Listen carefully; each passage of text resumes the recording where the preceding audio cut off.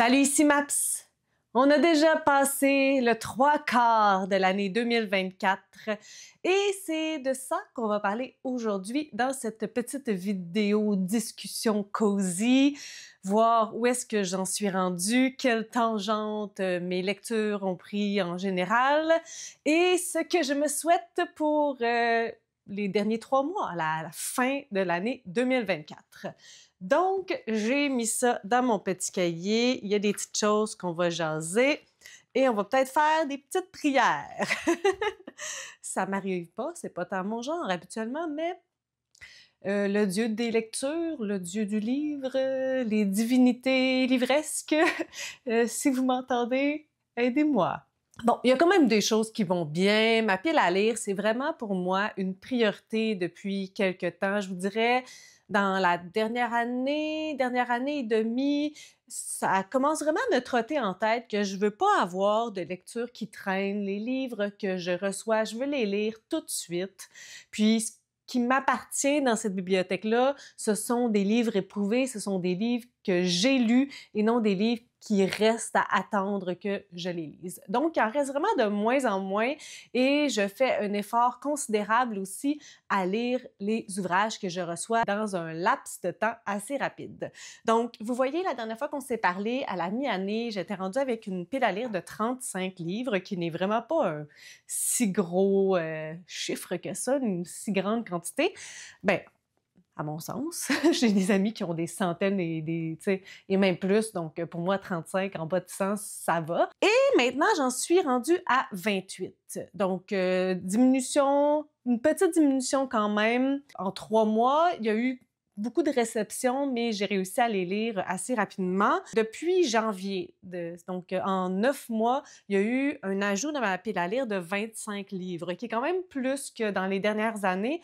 Je vous avouerai que il y a eu quelques services de presse d'un projet dont je peux pas officiellement vraiment vous parler. Donc, il y a ça et il risque d'en avoir d'autres aussi. On me mentionnait peut-être une quantité là, autour d'une 40aine de livres que je devrais recevoir d'ici janvier.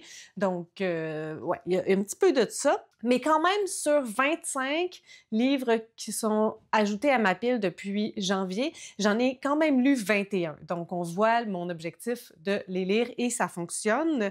Puis, c'est ça. En majorité, ce sont des services de presse. J'ai fait quand même quelques achats, mais de manière très raisonnable. Sinon, bon, il faut qu'on se parle de M.H. Tappal qui rentre un petit peu là-dedans, là, dans l'objectif de diminuer ma palle. Ça va mal.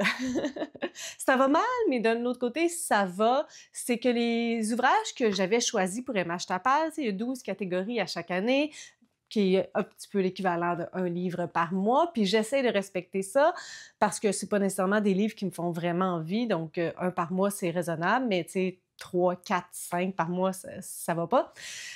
Ça va bien dans le sens que je lis des livres de ma pile à lire, mais ce qui va mal, c'est que je ne lis pas les livres que j'avais choisis. Et ceux qui me restent, ce sont des bonnes briques. Puis je vous dirais que il en reste combien, là? OK, j'en ai lu 8 sur 12, ou en tout cas, j'en ai commencé 8 sur 12. Il y a un seul abandon. Dans les 3 derniers mois, j'en ai lu 2, ce qui n'est pas la fin du monde. Là, on est au 10e mois, on est au mois d'octobre. C'est 8 versus 10. Techniquement, je suis en retard de un livre, c'est pas la fin du monde. Mais c'est ça, il y en a que je repousse depuis vraiment longtemps. En fait, les 4 livres qui me restent, c'est ceux-ci. Sur la route de Tara, de Maeve Binchy, qui avait été un livre... je sais pas si c'était dans un échange avec Signé Daphné ou si c'était en 2020 lorsqu'on était allé chez elle, mais je suis pas mal certaine que c'est Daphné qui me l'a donné d'une façon ou d'une autre. Le 6e Outlander, qui est le dernier que je possède et le dernier que je vais lire parce que mon intérêt s'épuise beaucoup. Puis ça, c'est un bon 1000 pages, donc vous me voyez venir pourquoi ça me tente semi. La Dame de Blackingham de Brenda Ventries, c'est de l'historique. Habituellement, tu sais, ça fonctionne relativement bien avec moi. C'est une autre brique de 500 pages. Tu sais, ça pourrait être un hit or miss. Celui-là, c'est peut-être celui qui est le plus probable, le plus possible, que j'essaie dans les prochains mois. Tu sais, je pourrais peut-être essayer de me le dire qu'en novembre, dépendamment, tu sais. Mais on dirait que ça me tente pas plus que ça, puis c'est ça le problème. Puis celui-là, dont je vous ai parlé quand même à quelques reprises, qui est un bon 400 pages aussi, un bon gros format aussi, pas écrit super gros tant que ça. Donc, Small G, une idylle d'été de Patricia Highsmith, qui est dans le temps là, du sida, puis très queer. Donc, tu sais, il y a ça qui m'intéresse, mais tu sais, c'est pas récent. C'est ça. Ça, ce sont les 4 livres qui me restent. Puis, on dirait que j'ai des doutes que je vais lire l'un de ceux-ci d'ici la fin 2024. Donc, peut-être que je mets mes attentes là. C'est toujours plus facile pour moi. J'avais cette réflexion-là avec quelqu'un d'autre. C'est toujours plus facile pour moi d'être pessimiste dans certaines sphères. Puis, si ça se passe, mes attentes sont comme... Ils étaient tellement basses que je suis juste satisfaite, que l'inverse, de me dire, tu sais, je vais lire les 4, puis si je le fais pas, c'est très difficile, la déception. Donc, c'est ça. Je suis un petit peu pessimiste, mais si je réussis à en lire un, 2, 3, 4, ben je vais être juste contente. Donc, ça va être un win-win rendu là.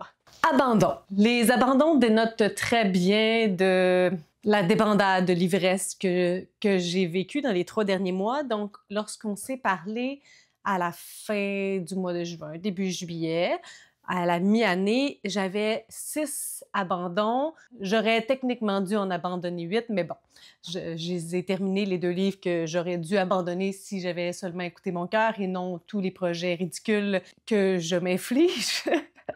Mais là, j'ai passé de 6 à 14, qui est plus que le double, hein, en 3 mois.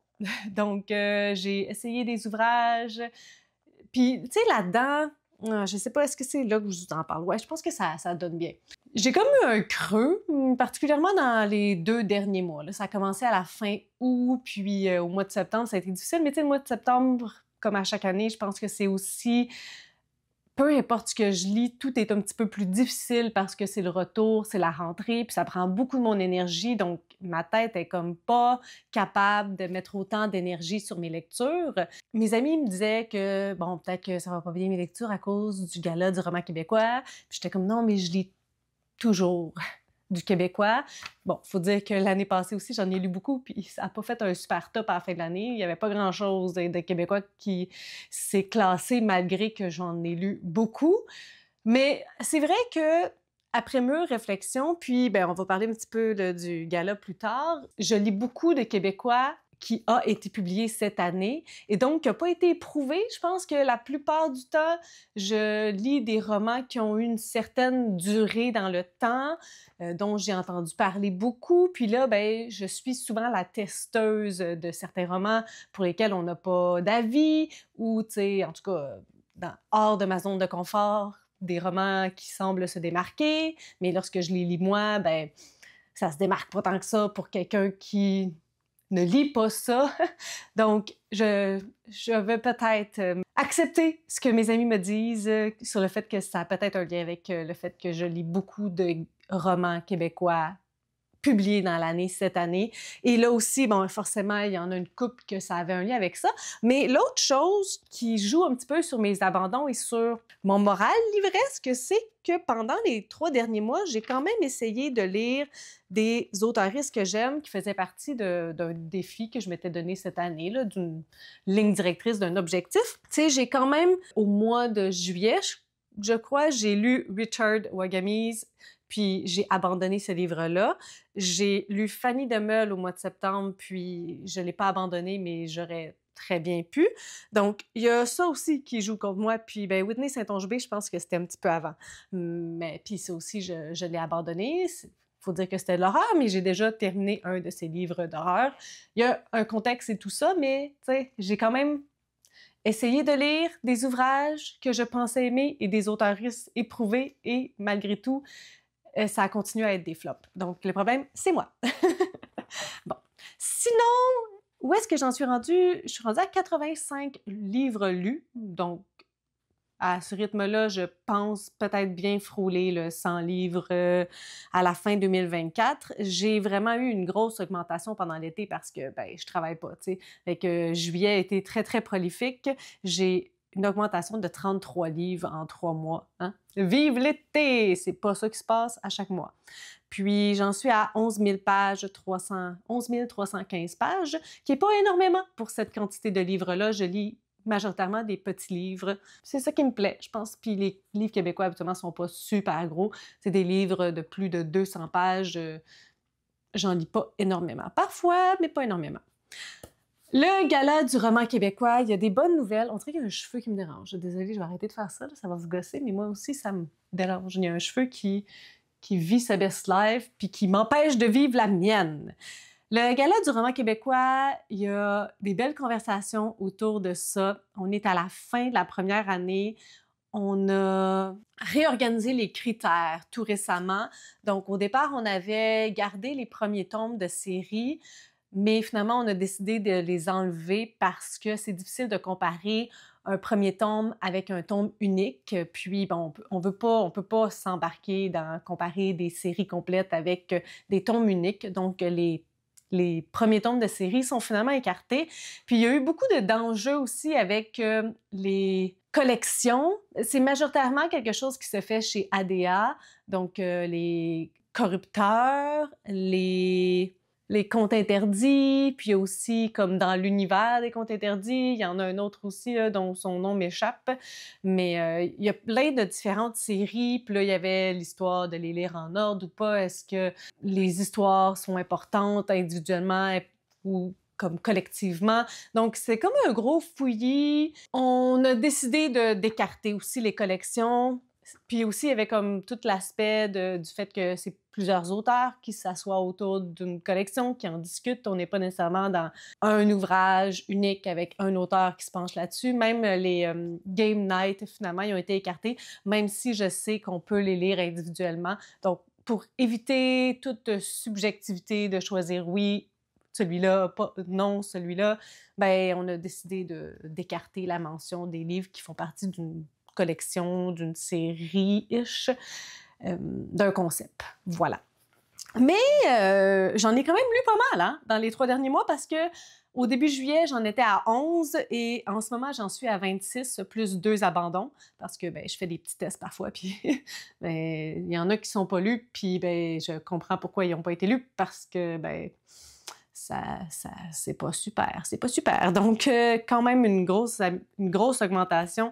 Ce qui, hein, le point de mes amis pourrait être définitivement valide lorsque je pense et je regarde ça. Mes mois de lecture, ben ça a tout changé quand même les 3 derniers mois parce que juillet, c'est mon meilleur mois en termes de nombre de pages et de nombre de livres, je crois. J'ai lu 4000 pages au mois de juillet. Je suis vraiment plus là maintenant avec mon rythme de vie puis avec la famille et tout ça. J'en suis habituellement à moins de 2000 à chaque mois, mais là, 4000 au mois de juillet, full dans la lecture. J'ai quand même lu aussi des bonnes briques. Là. Je pense que c'est le mois où j'ai lu Betty, puis je me suis permise de lire des gros livres, donc ça paraît. Puis, ben, celui qui était le plus petit est aussi dans mes 3 derniers mois, septembre. Pas de surprise là-dedans.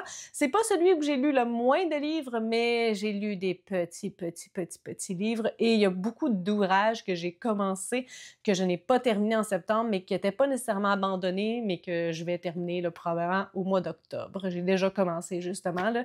Il y a comme une flamme qui est revenue. Là. C'est vraiment fascinant à quel point j'arrive beaucoup plus à lire des livres-là, puis à les terminer, à être plus concentrée, à passer plus de temps à lire que là, quelques semaines. Et là, le clou de tout ça, qui est quand même en cohérence avec tout ce dont je vous ai parlé préalablement, ce sont mes bonnes lectures, les lectures coup de cœur. Ça n'a pas été un 3 mois très prolifique en termes de coup de cœur, en termes de bonne lecture. J'ai fait, tu sais, je fais pas mes moyennes là, de livres, puis ça m'intéresse pas vraiment. Je trouve pas nécessairement que ça correspond réellement à mon ressenti pour ces lectures-là, mais je vous dirais que dans les 3 derniers mois, il n'y a pas grand-chose qui risque de se classer dans mon top 10 de l'année. Et pourtant, j'étais bien partie à un moment donné. J'étais comme « wow! Si ça continue, là, je vais devoir faire des choix, ça va être difficile, ça va être vraiment un top 10 corsé, un top 10 avec comme que des coups de cœur, que des livres où je me suis dit waouh, coup de poing.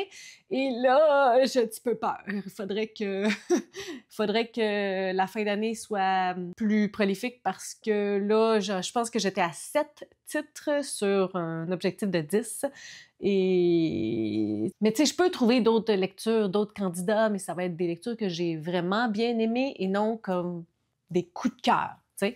Parce que dans les derniers mois, quand même, je vous dirais qu'il y a eu 3 livres, entre autres, qui se sont bien démarqués dans ma vie livresque. Donc, Prendre son souffle de Geneviève Janel, que j'ai lu en audio, mais tu sais, c'était une bonne lecture. Je pense que cette lecture-là aurait eu beaucoup plus d'impact sur moi il y a quelques années, lorsque j'étais une plus jeune lectrice, avec moins de bagages sur mon dos. Mais j'ai bien aimé, je trouve que c'était bien écrit, c'était bien fait et tout. Mon Afrique, que j'ai lu tout récemment, je pense au mois d'août, de Lucie Pagé, qui faisait partie de ma pile à lire. J'ai bien aimé ça, c'était vraiment très, très bon. Puis j'ai rien à dire, mais comme c'était pas un coup de cœur. La véritable force de la nature, que j'ai lu comme tout récemment aussi, là, tu sais, ça peut vraiment aider à sortir de mon mois de septembre. C'est une des seules belles grosses, ben c'était pas une brique, là, mais une belle grosse lecture que j'ai lue, tu sais, vraiment une très bonne lecture. Le seul dans les 3 derniers mois qui correspond à un coup de cœur, c'est Tout me revient maintenant de Jean-Michel Fortier. Fortier? Il me semble que c'est ça. Je l'ai prêté, mais tu sais, ça, c'est un de ceux que vous pouvez vous attendre à voir dans mon top 10. Mais c'est ça. Ça pédale un petit peu.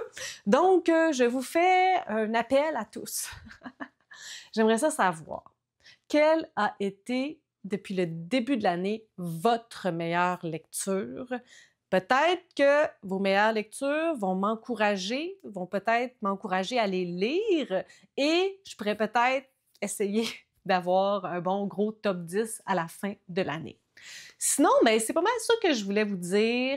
Il y a quand même d'autres auteuristes fétiches que j'aimerais lire d'ici la fin de l'année. Je vous ai déjà parlé, entre autres, de Sandra Dussault, que j'aime beaucoup, qui fait partie de mes autrices préférées.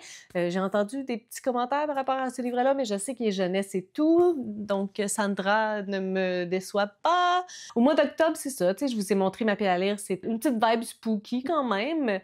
On verra ce que ça donne. Au mois de novembre, j'essaie de me faire une tête aussi. Tu sais, je pourrais peut-être lire des trucs que les gens ont plus aimés. Puis il y a quand même le gala et tout. On dirait que je vois le vide devant moi. Ah, je veux des bonnes lectures. Puis aussi, toutes ces questions-là qui m'est venue en tête parce que j'ai l'impression de connaître bien mes goûts de lectrice, de savoir ce qui peut fonctionner ou pas avec moi. Mais je fais pas nécessairement de grandes recherches avant de lire des livres. On dirait que, tu sais, j'entends parler. Il y a quelque chose d'instinctif aussi là, dans comment je choisis mes ouvrages. Là, c'est sûr que teinté par le gala, mais bon. Puis teinté par mon club de lecture qui est les rendez-vous du premier roman, puis teinté par mon petit projet dont je peux pas vraiment vous parler. Il y a tout ça, mais on dirait que je l'échappe.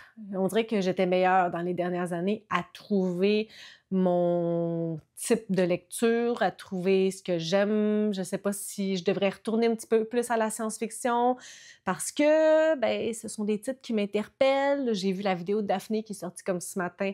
Elle faisait le classement là, de toutes ses lectures auxquelles elle avait donné un 5 étoiles dans les dernières années.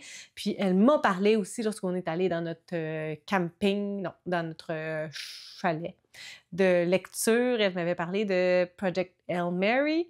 Donc peut-être que c'est ça la solution, peut-être sortir un petit peu du québécois. En ce moment, je suis dans un gouffre sans fin. Et je ne sais pas comment m'en sortir. Mais en tout cas, écrivez-moi votre meilleure lecture, puis peut-être que ça va m'encourager à les lire.